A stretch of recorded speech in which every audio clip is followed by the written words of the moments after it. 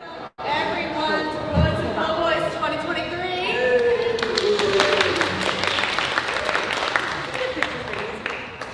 All right, so for those of you who don't know, I'm Megan. I'm the festival director, and I've been in charge all week of the glorious task of pulling winners, because anyone who holds a ticket is automatically entered to win a $25 Community Book Center gift card.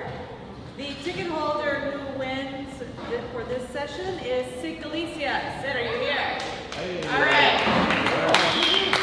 So we're going to shop this stuff with Tubby and Koo's traveling book shop here. Then we're going to go next door and shop for more stuff at Community Book Center. Because we support all the indies, right? We love our local independent booksellers. Yes. Yes. And I'm going to speak for the poets, speaking of books and stuff, when I say you'll be happy to sign your books after the reading. Yes? Yep. Cool. Okay, so we're here for Poets and Po-Boys, and this is the brainchild of Stacey Balkun, who in 2018, when we took over directorship of the festival, said, you know what I've always wanted to do? Is a poetry reading with Po-Boys. Can we do that? Yes, we can, and we can do it every year. So Stacey, thank you for your vision, your labor, everything you've done to make this event a success year after year. Let's see if I can do this off the top of my head. Stacey Balkun is the author of Sweet Bitter. She is the editor of Fiole and Reed. She is also the author of Lost City Museum and Jackalope Girl Learns to Speak. Did I get them right? All incredible collections. So, and she's just an amazing human being. Her dissertation is going to be fire. Welcome, Stacey.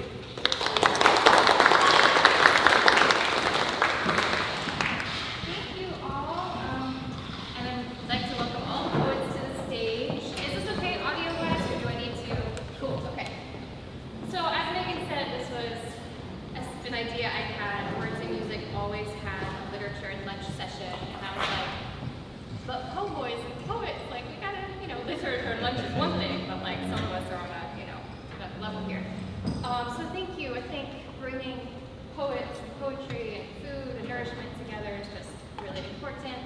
And I'd like to start by just reading a little bit of a favorite Joy Harjo poem of mine called Perhaps the World Ends Here. The world begins at a kitchen table. No matter what, we must eat to live. So thank you for eating with us and listening to poems with us. Every year I say this is my favorite lineup, but this one is extra special. Our first poet is Geoff Munsterman. Geoff is a poet and graphic artist originally from Belle Chase, Louisiana. He is the author of Because the Stars Shine Through It and various chapbooks, most recently Abandoned. In 2023, he co-edited The Poetry Buffet, an anthology of New Orleans poetry. It's a beautiful, beautiful book, which is a gorgeous volume highlighting the poetic strengths of our city and region. Geoff is also co-editor of the New Orleans Poetry Journal Press and an editor for Black Widow Press, and he runs a bookstore in the French Quarter. We all should be so grateful to him for doing so much besides the behind-the-scenes work to champion poetry. Geoff is also a stunning poet in his own right. I remember first meeting him at the Poetry Buffet, where we read together almost 10 years ago. I just lost my father, and Geoff's father-son poems stunned me into stillness. I'll never forget that reading. The image of the weight of a tool belt falling, leather soft and scarred. Geoff's poems remind us all that it means to be human. Strengths, frailty, physically and emotionally. Blackberries ferment and decent wine, he writes in his poem, according to the drunken elders of my past. Suggests beer and fish belong in separate ice chests. But if your bait works better than you thought, try to keep the slime from where you drink. A good motor leaks a little oil. A good boat sinks close to shore. After we die, you're on your own. Please welcome Geoff Munsterman.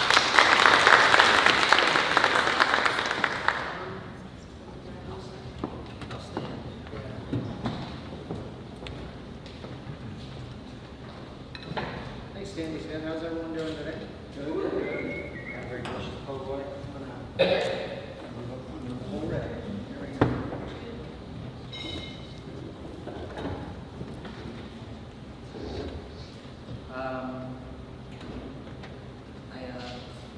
like that poem, according to the drum calendars in my past. It was the least I had ever worked on a poem.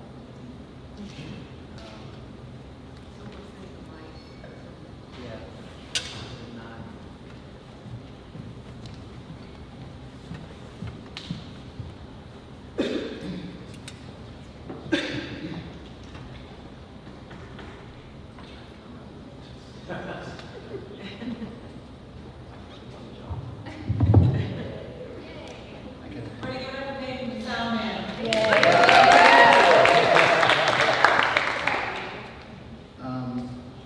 I'm gonna read 3 poems for you.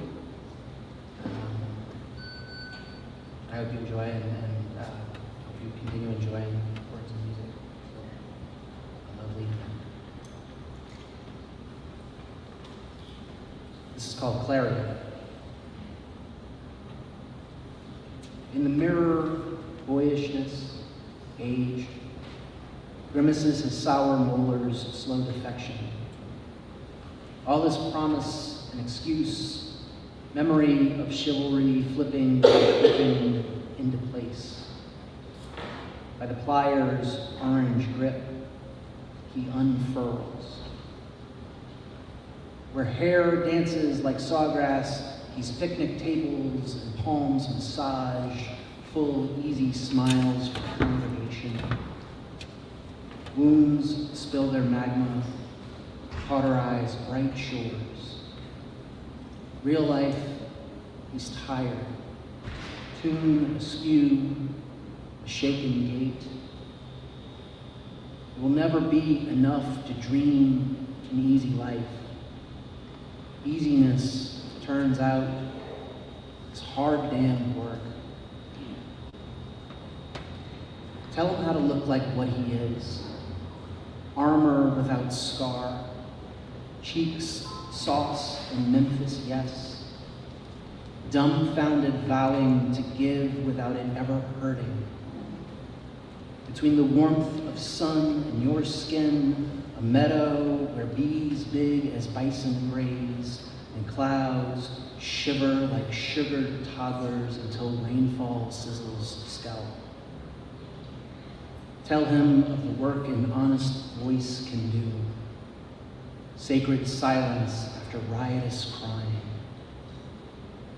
Tell him how you make a cathedral of your body, so he may make of his body hymns creasing vaulted ceilings. Pleasure veiling like headscarf, starved and sated, submitting to a dominant, cloistered until revivalized.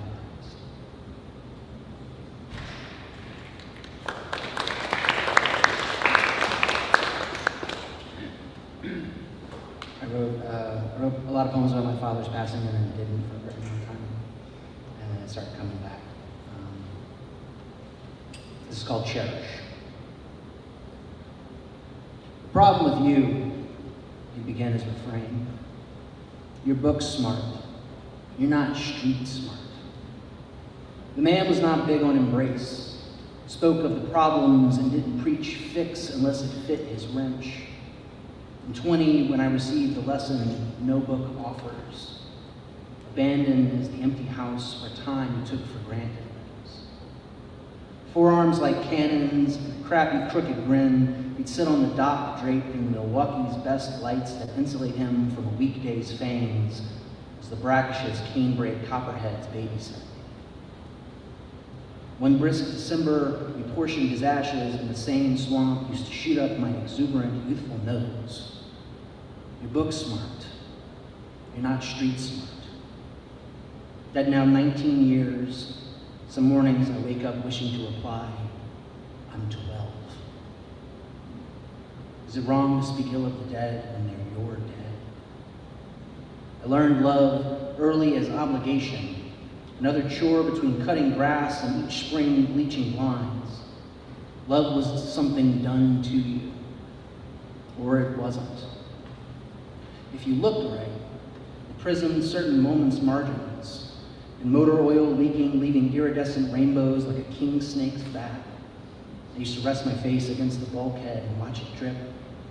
and sunlight loosening the braid of drunken Spanish moss, squish of silk under gripping toes, and a cicada song simmering until it crescendos into a silence more silent for having hurt. Bullfrogs loudest, they love night with a full throat, not demanding, but commanded, commandeering, night pulled inward, swelling with it until it changed their shape and crooned their love of night into the night with night. I even loved as we fed him to brackish, his ashes dissipating like the believing I had to prove myself, not just love's book-smart voyeur, but a worthy home for love. Grew up as I did, with that bayou leaking from my ears. It took 14 Decembers passing before I made my way back home. My survival isn't spiteful.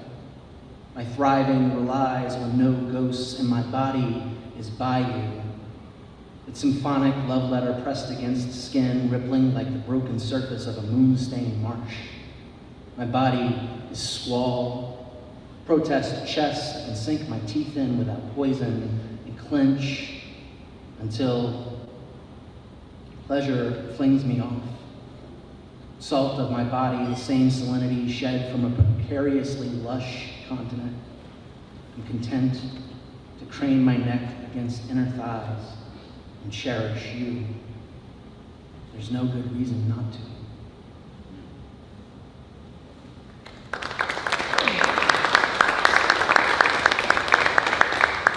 This is a fairly new one, and it's called Neptune.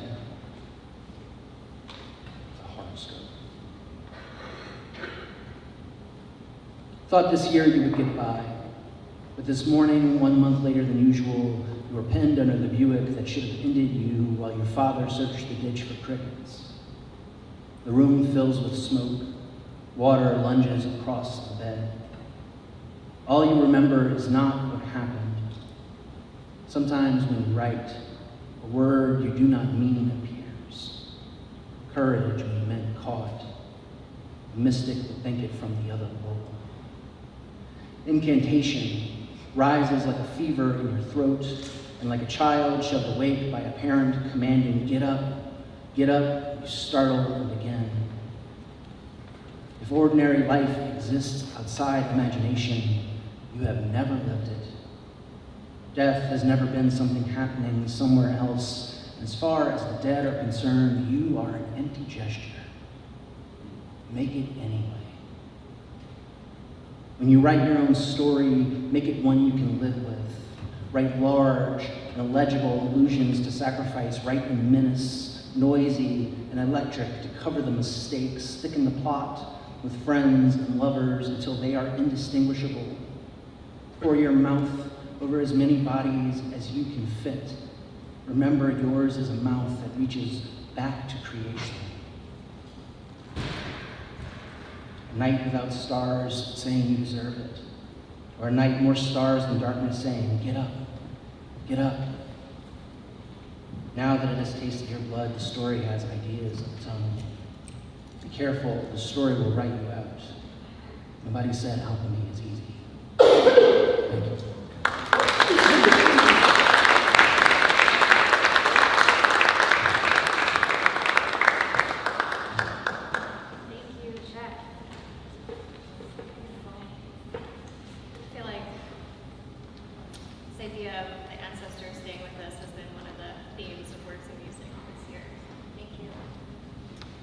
Next we have Thomas Parrie. Thomas is from Natchitoches, LA, and is affiliated with the Choctaw Apache Tribe of Nebar Museum. His poems have been published all over the place in Codex Review, the Southern Quarterly, and Excavating Honesty, an anthology of rage and hope in America, published by Paper Nautilus Press. He is also co-editor for Choctaw Apache Voices, forthcoming from Texas A&M University Press. Toledo Res and Other Myths is his debut collection. We have it at the bookstore. This book is beautiful and so important. Thomas's poetry examines what it means to be human in the world, as an individual and as part of a community. Where does history meet the present, the future? Where does the self meet the land, the body, the mind? We listen for oars swashing back and forth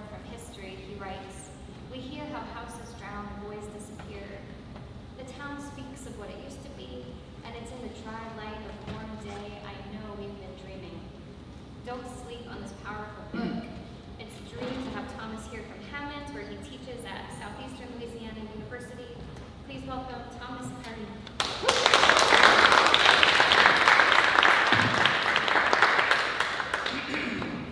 Thank you all. And thank you, Megan, and thank you, Stacey, for inviting me and to such a wonderful place, such a beautiful location as well. Watch my posture. I feel like I'm 16 and in a band again. All right, so I'm going to start this with invocation of the Sasquatch. Sasquatch woman. Even on her deathbed, she claimed finding her baby, Bigfoot, in '64 and nursing him back to health. She fed him tomatoes. He loved chasing egrets. She taught him to say Oka and Hoshi. The day she let him go was the day she lost her son. Not like she would in '74 to a bullet, orphaned in the blue gutter dark. Her baby Bigfoot came back in the summer of '84 with his own baby Bigfoot, and they ate tomatoes with her on her porch beneath their swamp moon. When she got too old, she was moved to a home where she told nurses that angels sat with her at night. She could hear her ancestors singing while she slept, and her baby Bigfoot watched over her through her third floor window.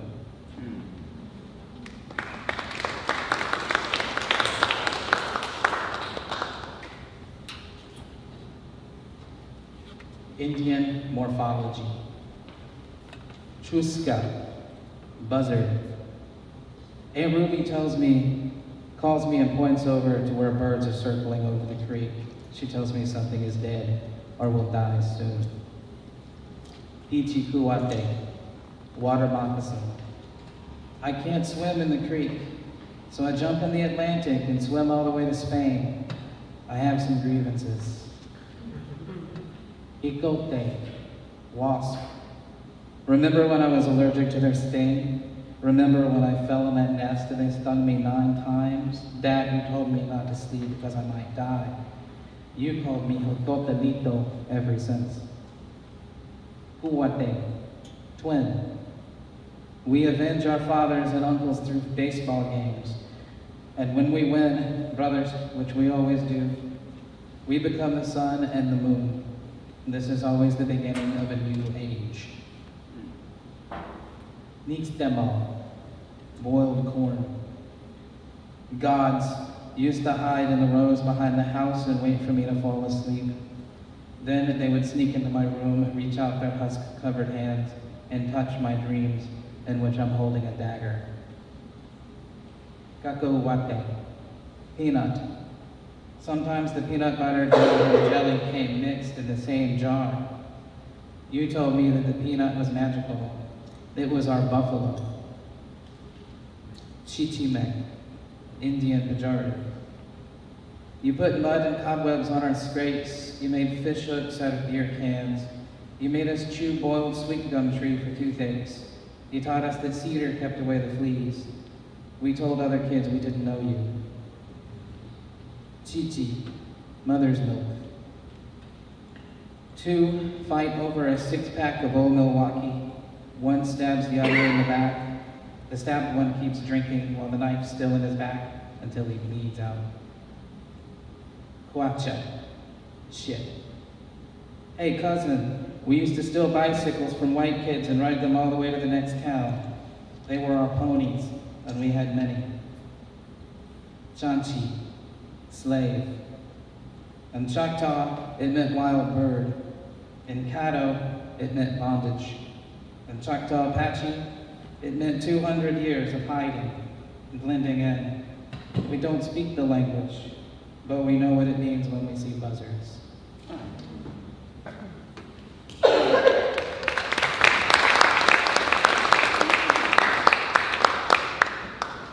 So I figured since we're close to Thanksgiving, would read Thanksgiving-ish. poem. When Columbus discovers America again. He ambles through the doors of our house and asks for water, then bread, then blood.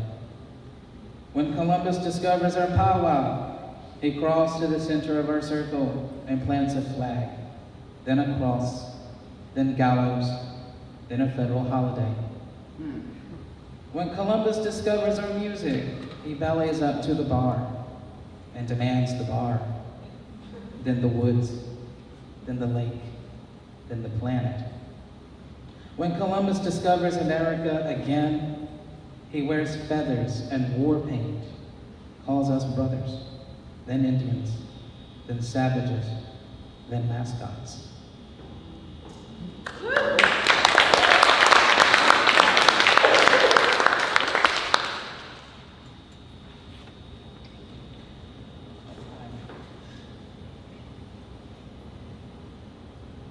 You mind if I read one about a car?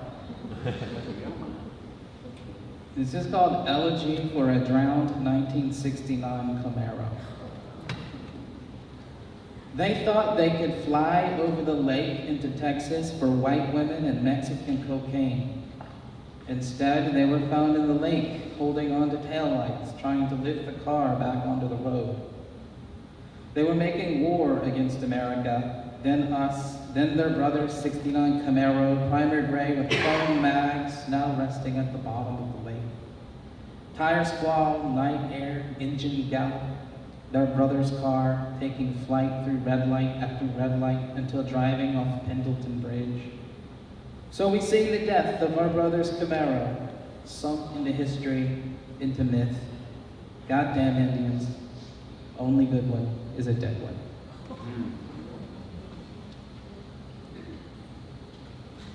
This is my penultimate poem. This is Dry Summer Poem. This summer they drained the lake down. We could see the old village, train tracks and graves the city swore had been moved. When the mud hardened, we rebuilt the village and replanted cypress and oak and laid cedar instead of sacrifice. The summer they drained the lake down, got so low suicides failed to drown. They tried to pay us to pray for rain. That summer when the lake was near gone, our kids sprayed each other with water hoses, sprayed water into the sky so that it fell like rain.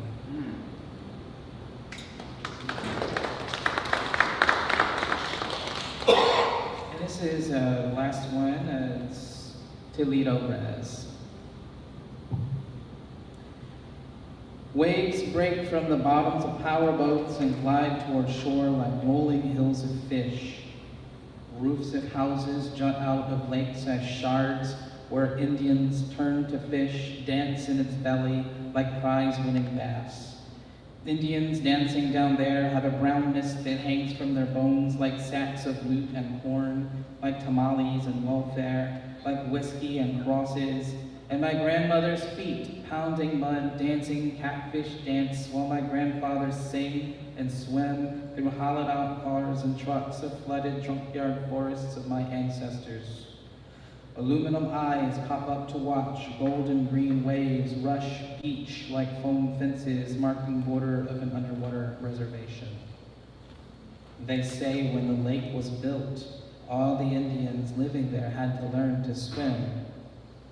Our families have unstuck themselves from the trophy wall that's kept us stuffed and marbled, cloud-eyed for 500 years. They've pulled out the hooks, chanted names of the dead from the bottom of the lake.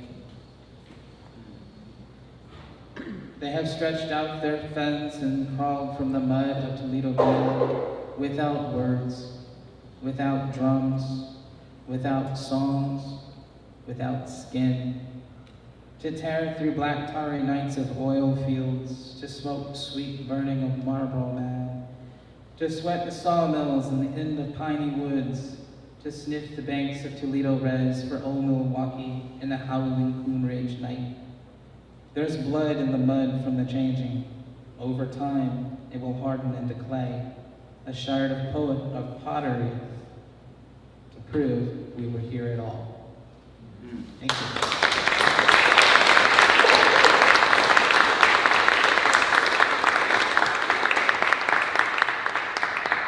Thank you, Thomas. How are y'all doing out there? There's still a lot of food. Feel free to get up and grab what you need.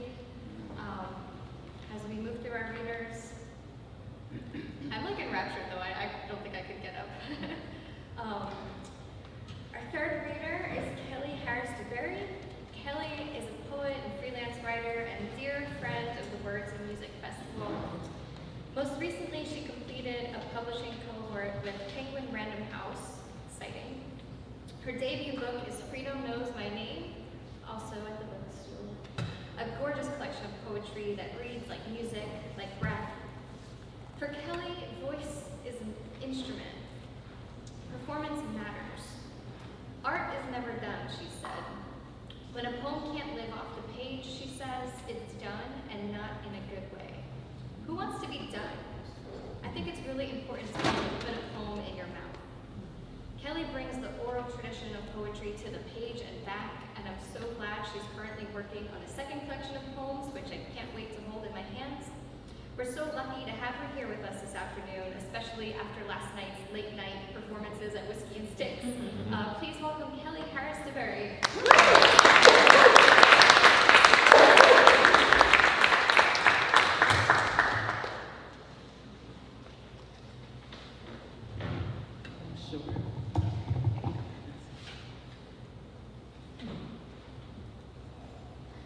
Language should be liquid.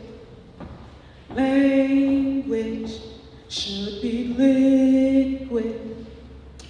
Language should be liquid. Don't you lay down on that paper bed. Language should be liquid. Drink all those words your grandmama said. Language should be liquid. Ain't you heard the king's English is dead? Language should be liquid. You can form that home with your body instead. Language should be liquid. Don't you line up for that bookshelf death. Language should be liquid. Make your mind a spine and let them hear you instead. Language should be liquid. Your mother tongue can say it better than you said. Language, it should be liquid. Your mama and them can say it better than you said. Language should be liquid. Your ear can say it much better than you said. Language should be liquid. Your mother tongue can say it better than you said.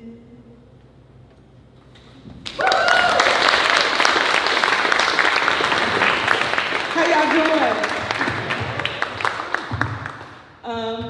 So I'm always kind of writing by ear, which when I was in graduate school, they told me that was the worst thing to do.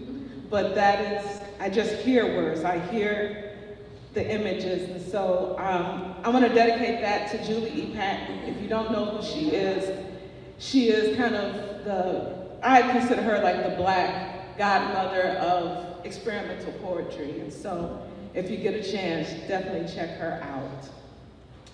Next poem, I'm changing the title. Let me apologize in advance. I'm not reading anything from my book. I'm, as an artist, trying to press myself to do new things. So I'm just, be gracious with me, as Erykah Badu often says. So this poem is called Going to Work with My Mother. a self-portrait. The dust of old money hangs over me, whispers, you are the dirty one. I know it was the house talking. You never forget the voice of mansion walls telling you where to go, pointing to the kitchen where mama cooked survival like my grandmother. I taste the colored years, carry black silence like a silver tray, serving myself empty. It's a job, a fast lesson. The etiquette of money is never touch their life with black breath. I wipe the fog of whiteness in mirrors. Staring back at me, I see my shadow passing, closets of fur, pale eyes of figurines following the color of my feet, bright chandeliers above me like spaceships. How did I become their alien, dreaming with no way out? I'm trying. I'm playing. This is called Falling. A bird flew into a window, and I thought about love.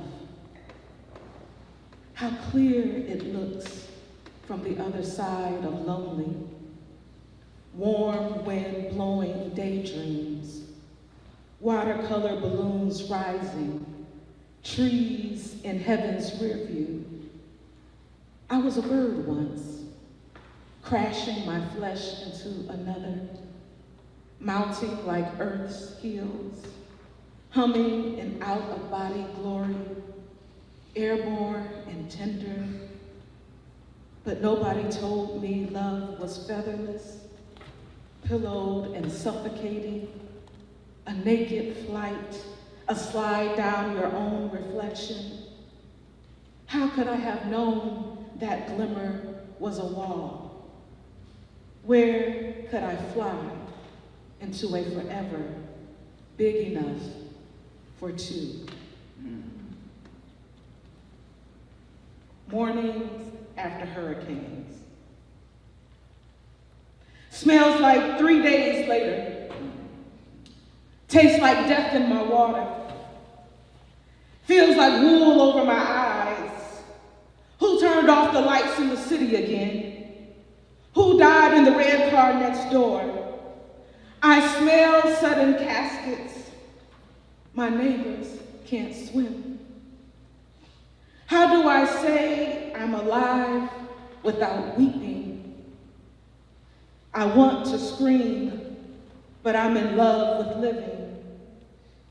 I almost resisted, but we were already dying.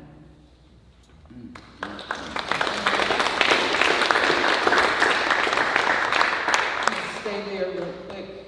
The water next time. This is from a little chapbook. The water next time might be in your city. Might travel like a cousin from the south. A gulp of river spilling at your door.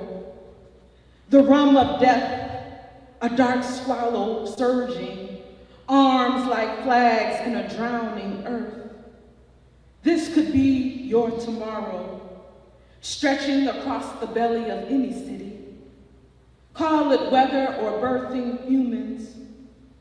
Who are we but water breaking?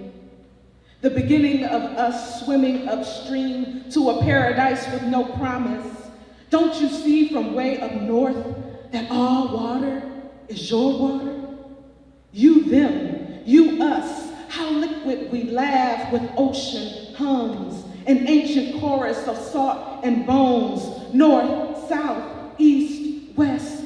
Ask Flint, ask New Orleans, how water makes a city a casket, fading in the wash of the world.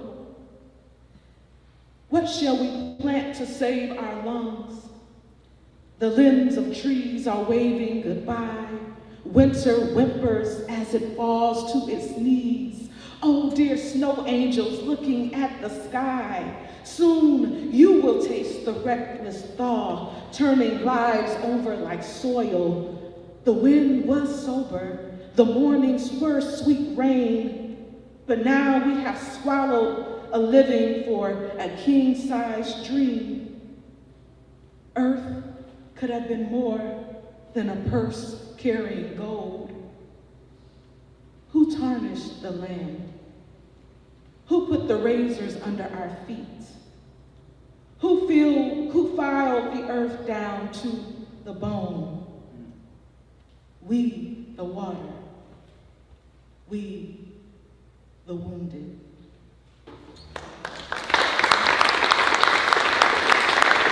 Last poem. Thank you all for having me. Thank you, Stacey. Thank you, Words and Music. Thank you all for listening. And I really appreciate when I can try new things. I've never did that opening before. I literally just kind of sketched it on a sheet of paper and said, I might do this, try it. So thank you. But that speaks to New Orleans, that you can try things. And so I'm always trying to push myself as an artist and push the instrument. I want to do this last poem for Dr. Jerry Ward. He's such we miss him. I think we can just say that we miss him. So I want to do this for him. But it's just a show of hands. How many people know Dr. Jerry Ward? When I first moved to New Orleans, and I heard that he was here, because I heard about the anthology he edited before I moved here, Troubled Water, which has all of the classic Black poems and all the Black poets that we adore and admire is in that book, and he edited. I was like, oh my God, I can reach out and touch him. And so I just want to do this poem for him.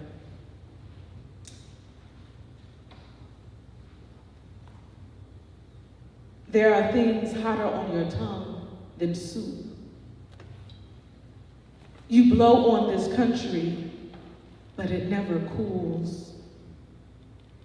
If democracy is ours to eat, why does it taste like hell? Our tomorrows are burning. I see the soldiers, the elders close to ash. What should I bring the body if you leave? You have made a poem out of me.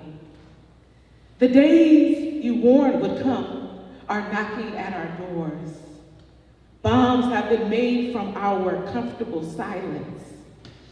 Is it too late to be loud for the living?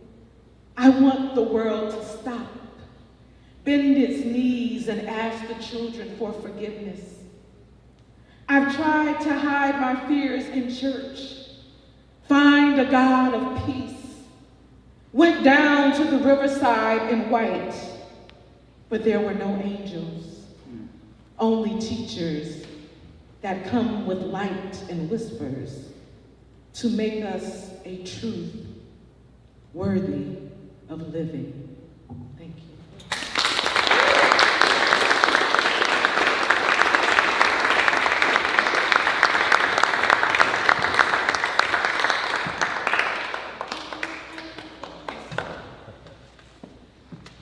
That was so beautiful. We're on our last reader, y'all. Laura Mullen is a professor in humanities at Wake Forest University and the author of 9 books, most recently, I forgot to ask you, etc., etc.? Yeah. Yeah. Okay, you say the whole thing, etc. About her newest book, Charles Bernstein says, "This is a book that refuses to behave as it turns from comedy to lament and from lament to frustration. With lines torqued like a bow, these poems are arrows of social resistance." Laura's work has always refused, always pushed the limits, always come to life on the page and in performance. These are poems that remind us that we exist, that we choose how we move through the world. Life is brief, one might sigh, she writes. At this point, a matter of water and water moving. Each of us carefully bearing the bags we packed with cherished flotsam and jetsam. what is cherished or sacred? Honestly, Laura's poems say, what isn't? We're so lucky to have her back in Louisiana with us today and all weekends. Please welcome our final reader, Laura Mullen. Thank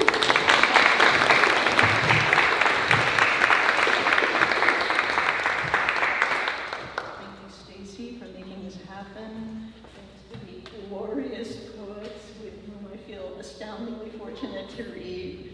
I just want to cite Kelly's wonderful, and I hope I get it right. Is it too late to be loud for the living? Yeah. Thank you for that. No longer the chair, the Keenan chair at Wake Forest. I'm going to be reading from the new book, which was written in New Orleans and which I'd never have had the courage to write anywhere else. And I'm going to start with the hidden track, the poem that's the last poem in the book and not in the table of contents. Scream. One of the baby rabbits got loose, to be snatched up in the jaws of the family dog, but my stepmother grabbed the German shepherd and pried the tiny creature free, whole body damp, pulsing with its heartbeat. Paralyzed by terror, the bunny was given to me to hold, and I took it indoors and sat with it on my lap, taking advantage of its perfect stillness to be as I wanted to be, close, soft and warm, but completely unresponsive, eyes everywhere, gaze nowhere, as if nothing of what came after coming so near death could register or count. We sat like that for what felt like a long time in stillness, as gradually the frantic panting slowed. Then it kicked out, leapt down to the floor, and began to race around the edges of the room, screaming. I had no idea a rabbit could make a noise like that. A high-pitched, thin, urgent wailing that went on and on and on until suddenly it stopped. In the silence, the animal seemed not to know what had happened, or rather, it was as if nothing had happened. It was just a baby bunny again, quiet. It didn't want to be held, but it also had no fierce objection. It wanted a carrot or clover, some food pellets maybe, the company of others like itself. The hutch, back in it went, caged and for a while safe. But inside me, there remains a space where the sound continues. And the animal goes thumping around and around the baseboards of my childhood bedroom. When I asked myself what I wanted to say to you about this book, I recalled that moment. What I want to tell you is this. I didn't write these poems. They escaped me.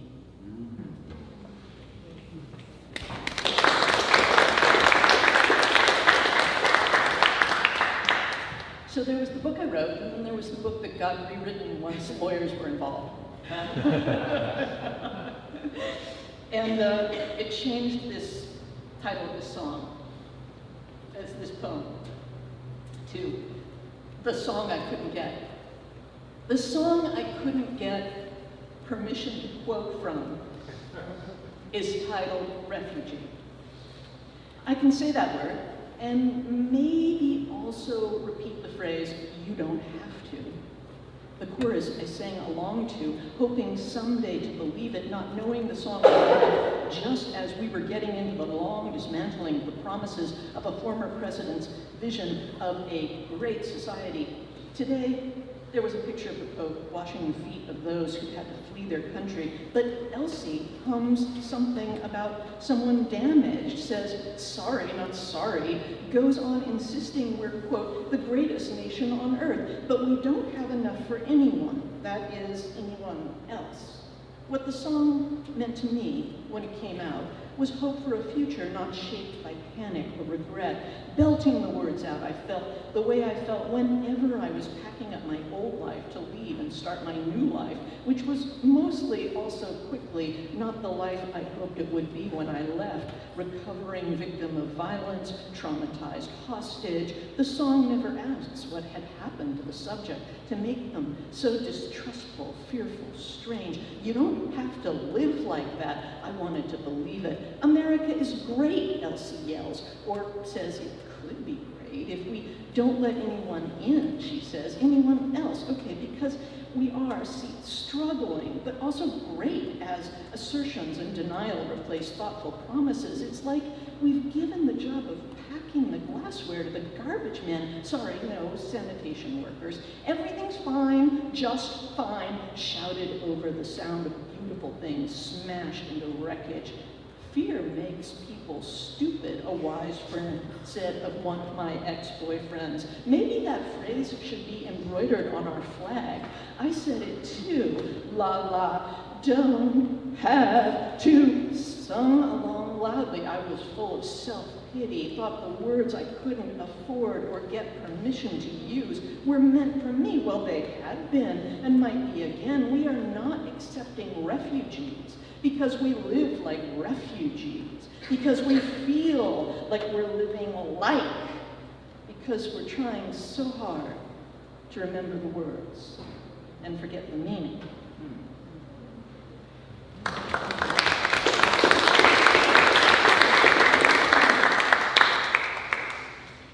I should have said before that there's a lot in here about Elsie, who's kind of an avatar and persona, an arch enemy, and also obviously me.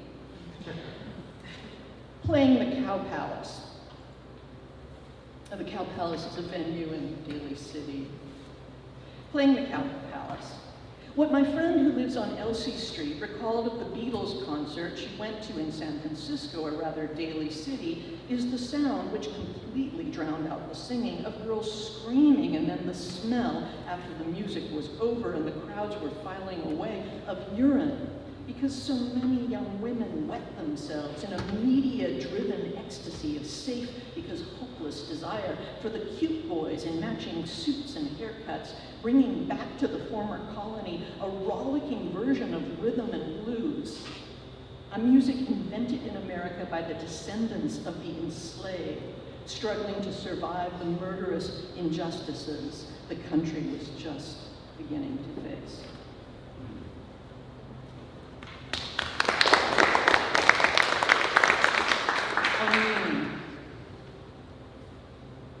Somewhere in there, 1966 or 67, I discovered that repetition could lead to estrangement. I said the word melt to myself at night. Why?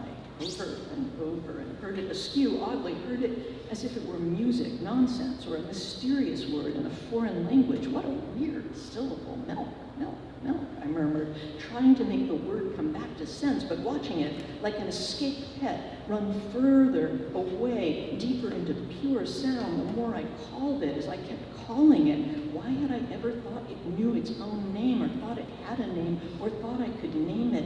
White streak of the empty field at dusk, and across the street, over the train tracks, into a dark, pathless tangle of pine and scrub oak. Melt, melt, melt, melt, melt, melt. The mel extended, the K coming down with a fierce chop, and some other life starting there where I was lying in bed, and notice, I'm always noticing things, the swell of my hip for the first time, raising the sheet, and I thought all at once, that is sexual. I am female, and that is dangerous. The noise all around me of sex beginning to be a code I would learn to use somewhat haltingly. My school, movies, and television, my tutor, a pedophile. Sex, sex, sex. And so my new life began, in which I was a confused and slow refugee in a mostly hostile country, America. A land where you were expected to pay one way or another for intimacy. Alien there, I still knew my name. I could tell you my father was Mullen, my mother was Don't, and I was born on a dairy farm with my brother Ben. And we all told each other everything, sooner or later, as truth was our only harvest, and our rich autumn was called D equals I equals V equals O equals R equals C equals E. And almost everything from that time of my ripening, where my body became another border to be crossed, was set to the catchy tunes of the cute white boys who grew up in the slave port. Oh, I'll tell you something I think you'll understand.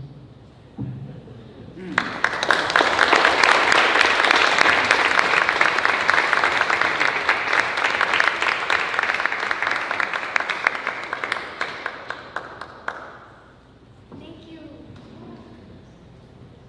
It looks like we still have some time for conversation, questions. You know, now talk a little bit. Any questions we have for each other, or that y'all want to call around to a phone? Oh, I'm just gonna get that out of the way for the question part. You have one job, I'm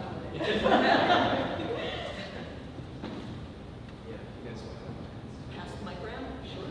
Got it. Got it.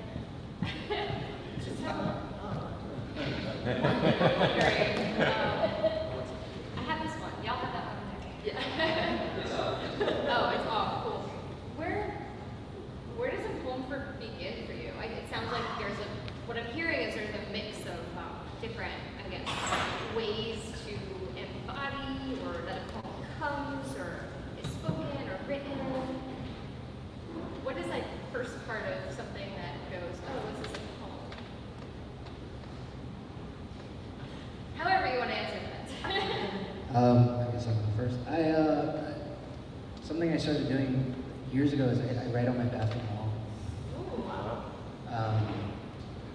Sometimes, because I used to write on scraps of paper when I was a teenager at Noka, and my mom would complain when she was doing laundry, like, there's always these little scraps of paper covered in ink, and then I wash your clothes, and now your uniform is ruined. So I started writing on the bathroom wall, and they didn't complain about that. It was better than the laundry. But I'll hear a word or a phrase, or I'll hear, it starts with the music of language, like, and when music catches something that sounds honest or feels worth saying, it usually ends up in pencil on my bathroom wall. And I face it every day, I face it multiple times a day, and then I go, okay, I should probably try and write something now.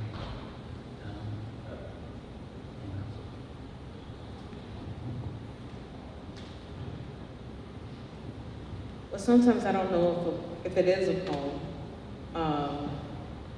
Sometimes I think there are things that are in service to a moment, a sound, an idea. Sometimes I'm just walking around the house, like just trying to find the poem, or allowing the poem to find me.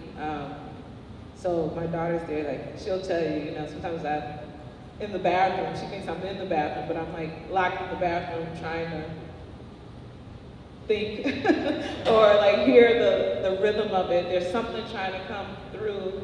I don't know what it is, so I may clap it out, I might beat it out, like make it beat on the wall or something, to that effect. I know that's probably a weird kind of way to work through poetry. I sketch a lot of my poems, honestly.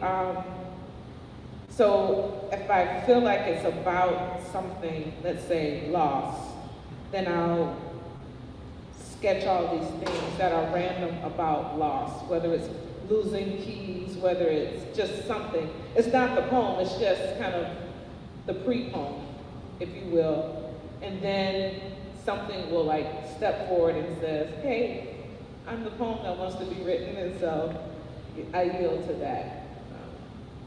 Yeah. But if I don't hear it, I can't write it. Yeah.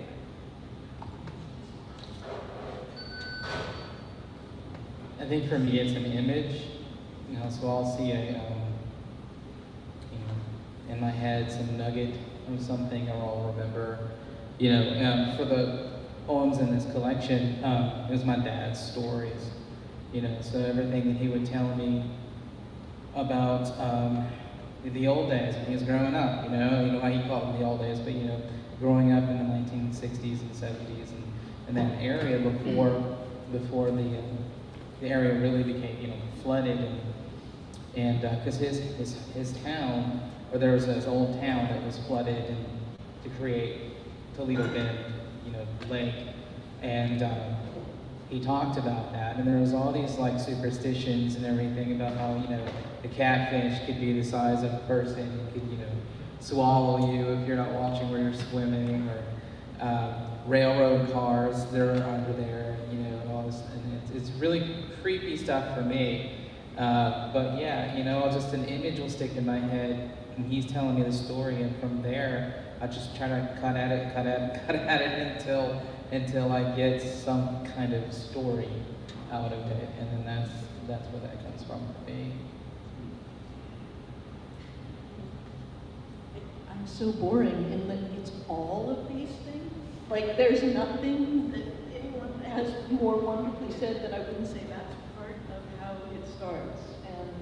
And the suction, I want to say suction, pull of the energy of the sound of something authentic is always part of it for me. It's like, that's the real voice. That's the actual voice. Listen to that. Great question. How about y'all? What any thoughts, questions for? There's a lot of politics in the poetry. How do you make, I think about this as a fiction writer, but how do you make it a poem and not a speech?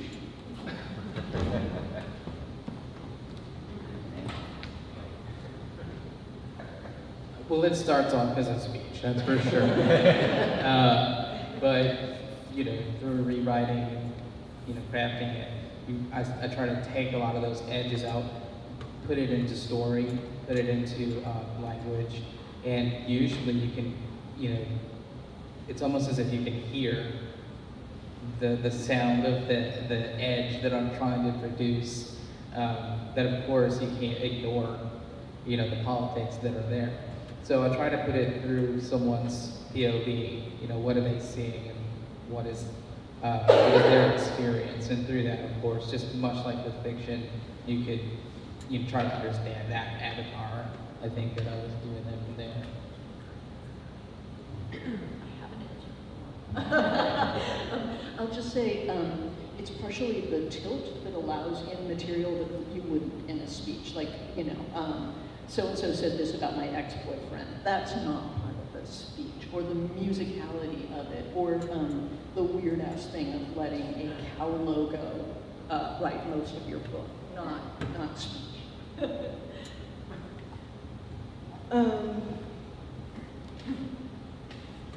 I think also who's writing is also at the heart of that, I don't go away from who I am as a Black woman, all of those things.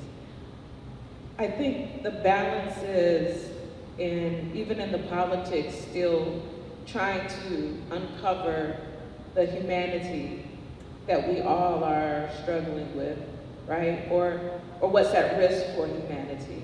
And so not necessarily about taking a side, but about being, like what's at risk is always the thing for me. Whether it's the planet, whether it's the children, whether it's healthcare, or like all those things. I think that the things that, you can argue about many things, but there are things that we all need for survival that I try to lift up in my work. And I think metaphor is a great tool to use in that. Thinking of this poem I have called 45 Popes, that I said I was not going to write a Trump poem. I just would not do it. And then one day I'm walking, picking up my daughter from school, and she's like, "It's so cold out here, it's like I need 45 coats." And it was like a really cold day in New Orleans. And I was like, oh my God. Like, that's the metaphor for what it feels like. It's so cold in this country. I need like 45 coats. And so sometimes there are moments where it just comes, you know, it just like knocks at your door. So, but that metaphor was the gift in that, so I could take it from there.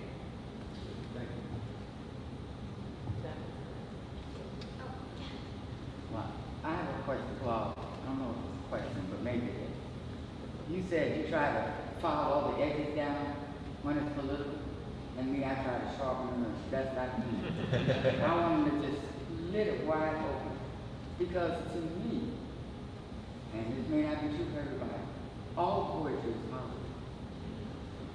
No matter what you're saying, you could be talking about the flower outside, the poppy. Yeah.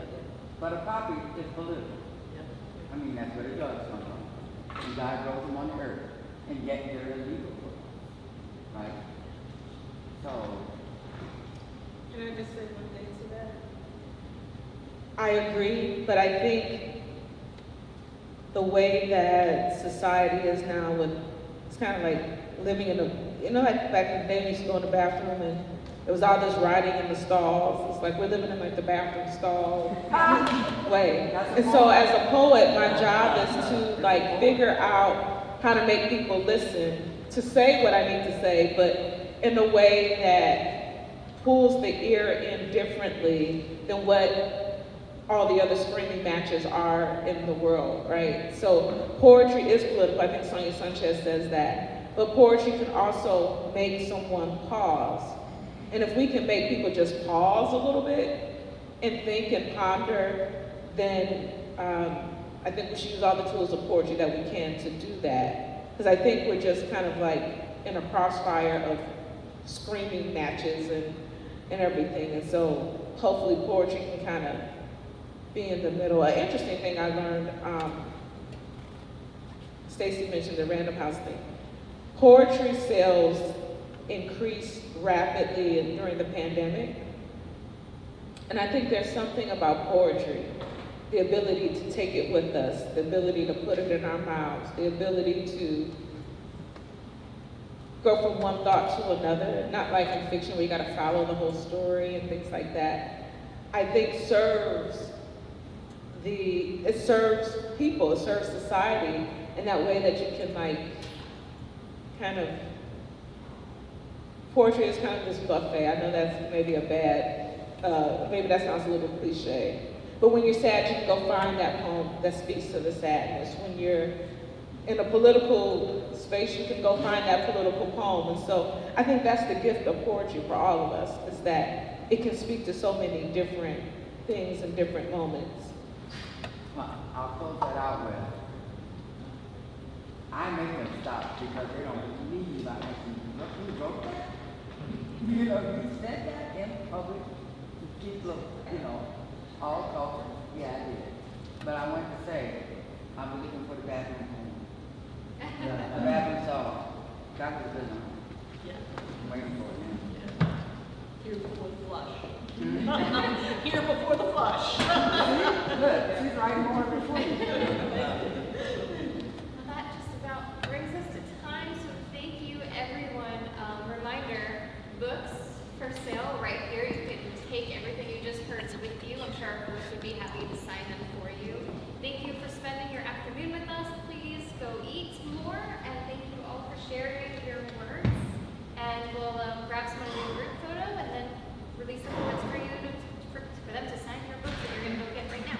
Thank you all.